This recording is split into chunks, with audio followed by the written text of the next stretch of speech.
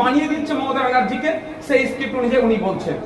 আমি তো এখানে দাঁড়িয়ে চ্যালেঞ্জ করছি এতটা মিডিয়ার সামনে, মমতা ব্যানার্জির যে 42টা সিট দিয়েছেন, আমি সে চ্যালেঞ্জ করে বলছি সেই 42টা সিটে যে কটা জিতবে সে কটা দল ছাড়বে না, এটা মমতা ব্যানার্জি স্ট্যাম্প পেপারে লিখে দিক। যদি দল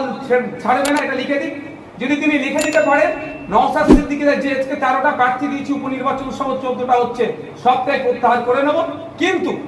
এটাও সাথে সাথে শর্তের মধ্যে লিখতে হবে মমতা ব্যানার্জি মহাশয়াকে, উনি মিমের সাথে জিমের সাথে হের সাথে তুলনা করে দিচ্ছেন তো, কারোর সাথে জড়িয়ে দেওয়ার চেষ্টা হচ্ছে তো, কিন্তু শর্ত একটা থাকবে, যদি কোনো এমপি দল ছেড়ে চলে যায়, যে সমস্ত এমপি গুলোকে already ED CBI miss call দিয়ে রেখেছে, তারা দল ছেড়ে চলে গেলে, যাদের মধ্যে এখনো গেরুয়া আছে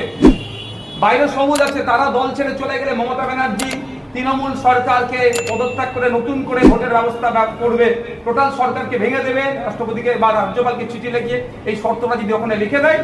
আমরা টোটাল এই নির্বাচন থেকে কন্টেস্ট করা থেকে আমরা অব্যাহত থাকবো।